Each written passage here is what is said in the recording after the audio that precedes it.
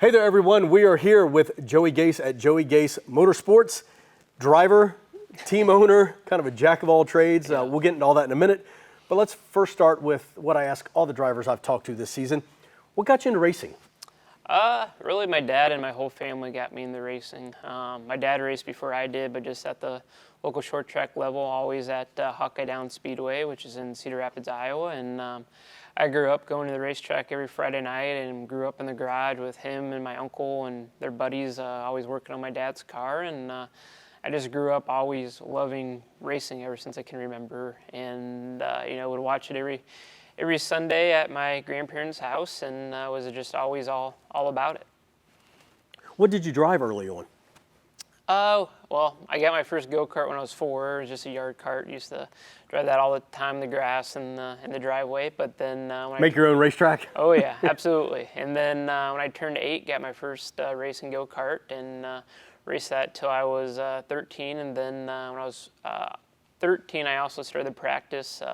My dad's modified, which is what he drove, like an IMCA style modified, but on pavement. And then when I turned 14, I started to race that, and then moved on to late models, and then ended up in the Xfinity series when I was 18. And to do that, did you have to, the family just up and move, and did you come on out to Charlotte? So I lived in Iowa till 2015. Don't know how old I was at that point, but so I was in Iowa, but was out here all the time. And then I blame my wife on moving out here, but she was just graduating college, and to graduate she had to do a internship, and they encouraged them to do it out of state. So then I said, well, let's go try Charlotte out, and probably need to move there anyway, and tried it out, and then we've been out here ever since.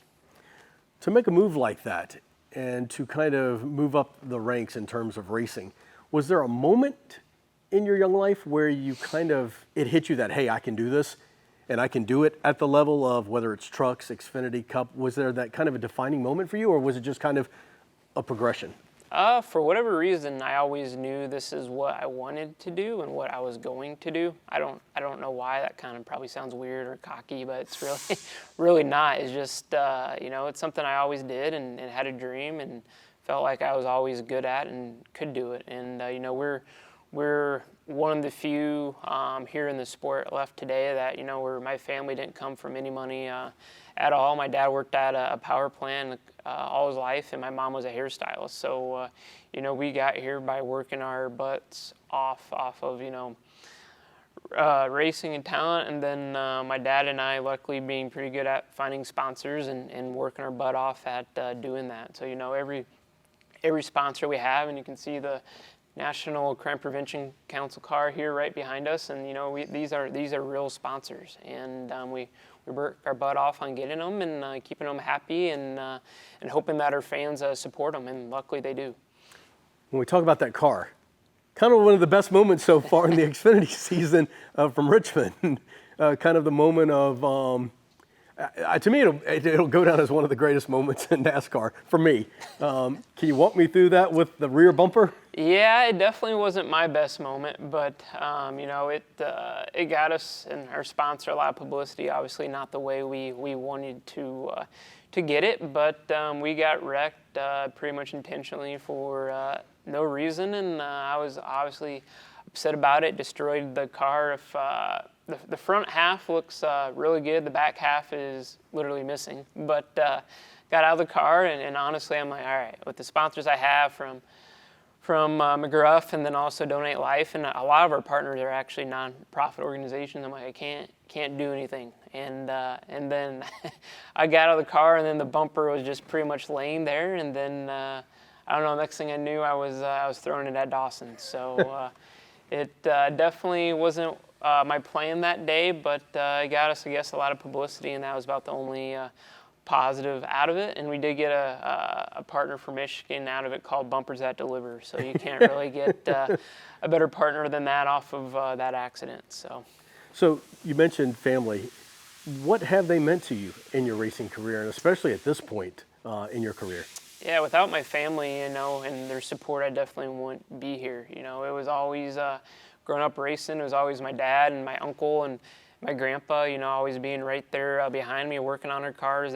My whole crew, always going to all the races, and it's still that way today, which is awesome. My dad takes care of all the sponsors when we're at the racetrack, and then my uncle is a mechanic right there traveling to all the races with us. And, my wife, my sister, just everyone, either if it's on the track or off the track, they're always right there helping me. And my wife about wants to kill me from this past weekend. She's shipping out about 300 T-shirts from the Richmond deal. We made some T-shirts, and she's packing all those up for me. But definitely without my family, I wouldn't be here where I am today. And now my kids, they're 4, and they're just now, they've always been a fan of racing, but now they're actually understanding what's going on in the races, which is a good thing. That's pretty cool. And a bad thing, and they saw the Richmond deal, and they were mad at Dawson. First thing they told me right afterwards, they said the white and red number 4 car. I'm like, oh no, this is the first time I've had to kind of handle these type of things. A teaching moment to your kid. Yes, and then same thing in Talladega. I almost won, and now of course he doesn't understand that we're a small team, and you only kind of get those opportunities sometimes at the super speedways. But now, of course, that I almost won, he wants that every week. So it's it's almost a lot more pressure now that I have kids, and that they they're following daddy and want him to do good, and obviously trying to set a good example for them as well. So you move here, you're 31. Yep. Why own a team? What was that? What kind of pushed you toward that? Because we have Stewart Haas, we have Trackhouse, you have Joe Gibbs, you have Hendrick. What was the mindset to maybe, hey, I'm going to do this and own my own team? It was something that's always kind of been in the back of my head for a long time, ever since I was even driving for Jimmy Means back in the day, and felt like I drove for a lot of owners that have taught me a bunch as a driver, but also off the track. I've always drove for small, underfunded teams, so you have to learn the different ways to save money and get by without as much as the big teams. And the 2 biggest things that really pushed me to do it was when the Cup Series went to the next-gen car. I was driving pretty much full-time at that point, but the next-gen costs for the small teams especially really drove up the cost a ton. For those teams, which meant they needed more sponsorship. Unfortunately, my sponsors at that time were not going to be able to come up with the funds to keep me in the Cup Series full time. So then came up with the idea of going back to Xfinity, but then owning my own team. And a bunch of different things fell in place for that to happen. Shane Lee, who's a good friend of mine now, I met him, and he had a bunch of equipment he was selling from H2 Motorsports, which was really about 75% of the equipment we needed for the race team. So I purchased that, and that got us on our way. And then the really cool thing was he was actually able to drive for us and bring sponsorship to the team. So it was really cool being able to work with Shane and his sponsors and his family as well. And one thing led to another, and now here we are today. And our first year was honestly our best year up to this point. This year we've had some really good runs, and then bad things happened, seems, right after that. But hopefully here shortly we'll get on the right track and do better than we did our first year. When you are behind the wheel and it's race day and they drop the green flag, how hard is it to maybe take off the owner hat? Can you do that? Because you're an owner, but you're also a driver. Can you separate the two once the green flag drops? It is hard for sure. The competitor side of me, what a lot of people don't realize is small teams, we don't always have. We come change tires. They may not be new tires we're putting on to save the money, right? They're $2,500 a set. So the places like Richmond or really anywhere, you're like, man, I want to go faster. I want to win this race or whatever it might be. Like, I need to go get these tires. But on the backside of your mind, I always tell my guys, all right, keep me in check to make sure that we're doing the right thing we need to be for the situation and financially. So that definitely is hard. But at the same time, even though I've only owned my own team for the last 3 years, but before that, when I was racing late models and modifieds and all that kind of stuff, we owned our stuff then, and I knew if I wrecked that car that week, I'm probably not going to be racing the next week. And even when I drove for a team like Jimmy Means, it was the same deal. If we had wrecked our stuff every week, we weren't going to be able to continue. So I haven't always been an owner, but I've always kind of had to drive that way and with that mindset, which in a lot of ways is why I'm still here today. At the same standpoint, you know, it's the kind of negative part of it is I haven't always been able to get the most out of my race cars because I always had to be, you know, cautious to make sure, like, hey, I can't wreck this thing. Where you see like some of the top drivers here today, like Tyler Reddick and Kyle Larson, if you go back in their first 2-3 years of the career, they were terrible. Right. I mean, they junked their stuff every week, but they could do that, and they Right. always had a backup car ready. Right. So I'm definitely, you know, a little envy of that, but obviously they took that to their full advantage, and now they're amazing today. Work ethic of the people you have in this garage has to be pretty strong. They must love racing Absolutely. to be able to come in here and a smaller team, smaller shop, double up. Can you talk about the work ethic of the people in this building? Yeah, I mean, you know, from myself to the crew chiefs to every position on this team, you know, we do whatever it takes to get the job done, and it's just the way it has to be. You know, when someone comes, it kind of blew my mind when I first started the team. Actually, you know, we had doing job interviews and people coming in and telling them what we're going to be asking them to do and stuff like that, and kind of blew their minds at the Right. same time.